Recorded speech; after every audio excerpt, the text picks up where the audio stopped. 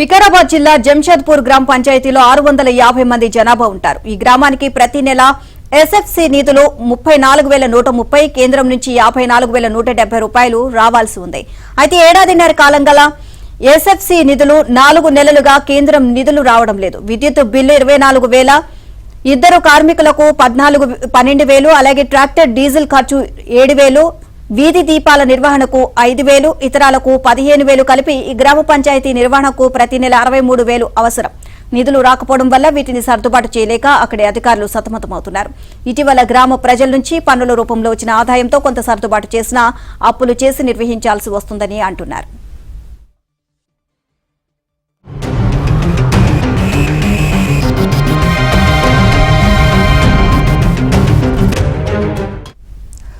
అది సంగారెడ్డి జిల్లా గుమ్మడిదలలోని రామరెడ్డి బావి గ్రామ పంచాయతీ. ఈ పంచాయతీని నిర్వహించాలంటే ప్రతి నెల 51,000 అవసరం. ఈ గ్రామంలోని జనాభా ప్రకారం పంచాయతీకి ప్రతి నెల రాష్ట్ర ఆర్థిక సంఘం నిధులు 26,040, కేంద్రం 15వ ఆర్థిక సంఘం నిధులు 41,435 రావాల్సి ఉంటుంది.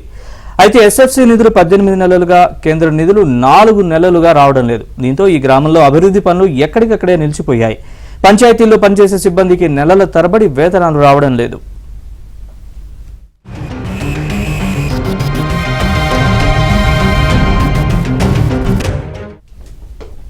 వికారాబాద్ జిల్లా తేకులపల్లి గ్రామ పంచాయతీ కార్మికులకు 4 నెలలుగా వేతనాలు చెల్లించకపోవడంతో రోజువారీ పనులు చేయడానికి వారు ముందుకు రావడం లేదు.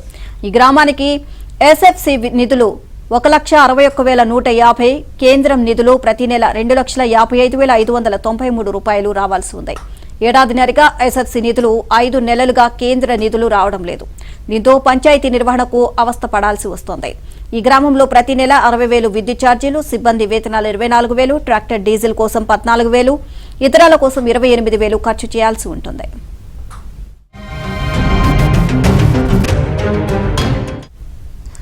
ఈ సమస్య కేవలం ఈ 3 గ్రామ పంచాయతీలదే మాత్రమే కాదు. రాష్ట్ర వ్యాప్తంగా 12,769 పంచాయతీలు ఎదుర్కొంటున్నాయి.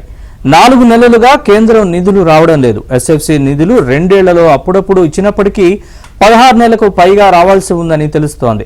వాస్తవానికి సకాలంలో నిధులు విడుదలైతేనే చిన్న పంచాయతీల నిర్వహణ భారంగా ఉంటుంది. అలాంటిది నెలల తరబడి నిధులు పెండింగ్లో ఉండడంతో రాష్ట్రంలోని గ్రామ పంచాయతీలన్నీ తీవ్ర ఇబ్బందులు ఎదుర్కొంటున్నాయి. పలు రకాల పన్నుల రాబడి ఉన్న మేజర్ పంచాయతీల పరిస్థితి కొంత మెరుగ్గా ఉన్నా ఏమాత్రం ఆదాయ వనరులు లేని 5,500కు పైగా చిన్న పంచాయతీల్లో చిల్లి గవ్వలేక సంక్షోభంలో ఉన్నాయి.